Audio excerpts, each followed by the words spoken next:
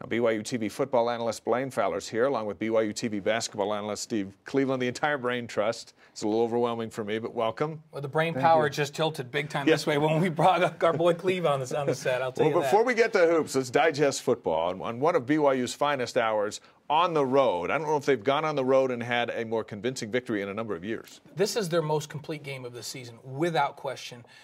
They played with poise offensively. They took care of the football for the most part. Defensively, they've done what we knew they can do all year long. This has been a defense that is truly one of the top 5 in the country, no question about it. So I was very impressed to go on the road after a very difficult loss in South Bend. And I mentioned it on Saturday. I think they played a great football game at South Bend, and we don't give them enough credit for the progress they made in a loss against Notre Dame. Right. And now we know how good Notre Dame was because they just manhandled Oklahoma on Saturday. And so that shows how good BYU's defense is. Y Factor from Atlanta, the guy who got in there and made the big difference. Who was it? Well, he's been so good in recent weeks that we've even taken him off consideration after this week. This is his last Y Factor because he's an A Factor now. Yeah. Ziggy Ansah is a beast defensively. He gets pressure here that allows Daniel Sorensen to return this one down inside. He's just so quick. Do you know how many defensive ends there are that can make that play right there in the country? You can name them on one hand, maybe on 3 fingers. He was outstanding in this game again. The game changer. We go to the 17-year-old. Might have been the youngest kid on the field. Have you ever seen more poise out of a 17-year-old? He goes on the road into ACC country in front of 50,000 people and just puts in his performance of the season. He's been good.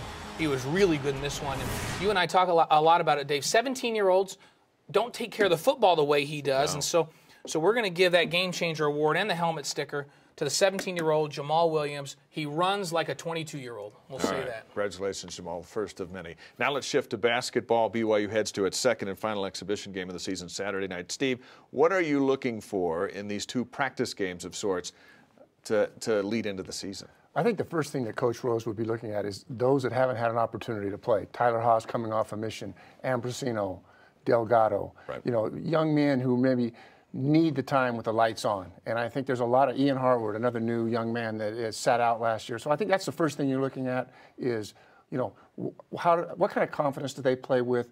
You know, who has confidence, who doesn't, who can execute, who can get in a defensive stance, those types of things. Blaine, we saw them a little bit the other night against the Southeastern Oklahoma State squad.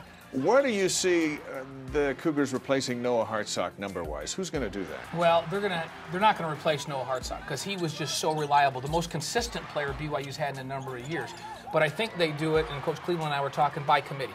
You have to have a number of big guys, starting with maybe Nate Austin, that have to come in and give you the defense that he gave you, give you the rebounding that he gave you. And they don't necessarily have to replace his points because I think they can get points in other places this season. I think that Brandon Davies is going to be an absolute beast this season, and I would expect him to score 20+ per game this season. Absolutely. I think that Brandon is going to make everybody better on this basketball team. And I think we talked a little bit about Matt Carlino earlier on. Right. And I think the greatest improvement I've seen with Matt is the first 4 or 5 seconds of that shot clock. He's got his head up. He's looking to early the ball up. 8 assists, no turnovers in that first exhibition. He's still going to hunt shots. He's aggressive mindset, which I like, but he's a different player and a better defender. So I'm wondering, when we look at what's going to make Brandon Davies better, and he was picked as all-conference first team today, what will we look for? Well, he's got to take care of the basketball better than he did last year, and so limit his turnovers because he's going to get a lot of attention in the post. And he's a talented passer. He's going to have to be even better because he's going to draw double teams in every game this season because there's not a person in the country that can defend him one-on-one. So his ability to pass out of the post and to get it out to those shooters, and I think BYU will be a better perimeter shooting basketball team this season, and he's key to that. Ball goes in, he's got to find the open shooter, get that basketball to them in a good position, and allow BYU to knock down open shots. Everything else in this game, I mean, how do you improve on what he's doing offensively? Last thought, the coaches voted BYU number 2 in the WCC. If you had a vote, where would you have voted BYU? I think based upon what happened last year, that Gonzaga returns you know, a great number of young men from that team. They've been very solid. They played well at the end of the year, and they beat BYU twice. It's going to be between those 2 teams, and I think one other thing with Brandon, he's got to be on the floor, and he's got to learn to defend and be smart defensively because when he's off the floor, they're a different team. Yeah, there's no question about that. I would pick him too as well just because of what happened last season. But BYU has a couple of new additions that nobody knows about. Delgado, I think, is really Right. going to help them with perimeter shooting. Ambrosino, I think, is going to help them. So they have some pieces that nobody knows about. I would expect them to compete for a title with Gonzaga. Okay. I think that the other piece is Tyler Haws. Oh, yeah. Tyler Haws is an all-conference player, maybe even as a sophomore.